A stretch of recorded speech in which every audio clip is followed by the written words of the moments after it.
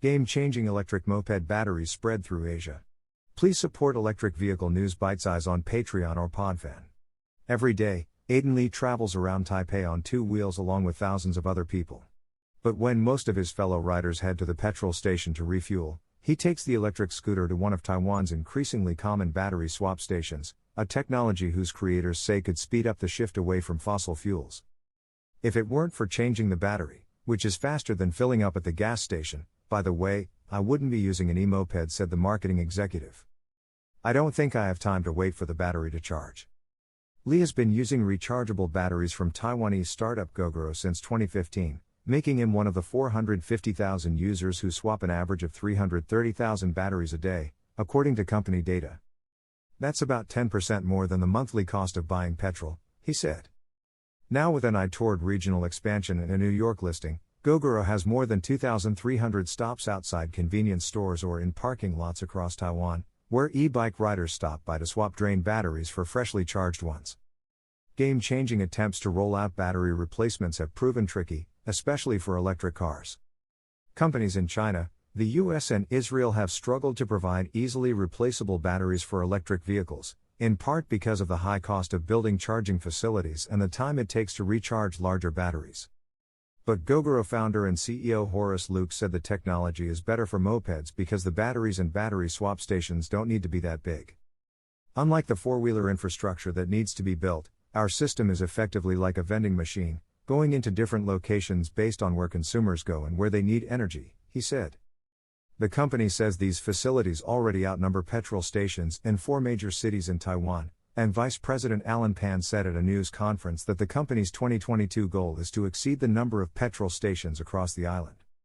Gogoro said that since 2015, the battery swapping has been used more than 240 million times, and it has removed about 360,000 tons of carbon dioxide from the atmosphere. We're working on solutions to create a new industry because the world is now focusing on sustainability and how to curb global warming and climate change, Luke confirmed. According to government sales figures, e-bikes make up 21% of all motorbikes in Taiwan, with sales of traditional petrol models in double-digit decline annually. Through local partnerships, Gogoro is tapping into the world's largest motorcycle markets, China, India and Indonesia, all of which have smog-shrouded cities, Luke said. The company has partnered with top players in the industry, including India's Hero MotoCorp, the world's largest motorcycle maker, China's world-leading e-bike maker Yadea, and most recently, Indonesian ride-hailing company Gojek. In China, its battery replacement system launched in the city of Hangzhou in October and plans to expand elsewhere this year. The push could benefit from major government incentives for electric vehicles in Asian countries. Last year, India rolled out $3.5 billion in incentives for the auto industry to boost production of electric and hydrogen fuel cell vehicles, while Indonesia offered tax breaks for manufacturers, transport companies and consumers. Gogoro plans to list on Nasdaq in the first quarter of this year by merging with a special purpose acquisition company, creating a $2.35 billion entity. Global sales of electric motorcycles, scooters and mopeds were expected to exceed 25 million units by 2020, accounting for 35% of total two-wheeler sales, according to Bloomberg New Energy Finance. When it comes to a game-changing solution like battery swapping, according to market research firm Guidehouse Insights, battery replacement has become a legitimate technology platform solution that is being exported to OEMs in foreign markets.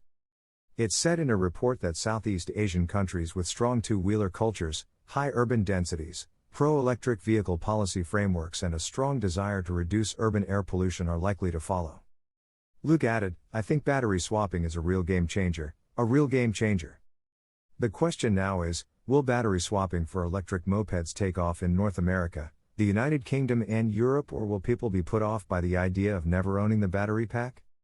Please listen to our podcast, Electric Vehicle News Bitesize on Apple Podcasts, Google Podcasts, Overcast, Breaker, Castbox, Pocket Casts, Radio Public, Stitcher, Amazon Music, Audible, Ghana, Samsung Podcasts, YouTube or click www.anchor.fm/Daniel Fearns.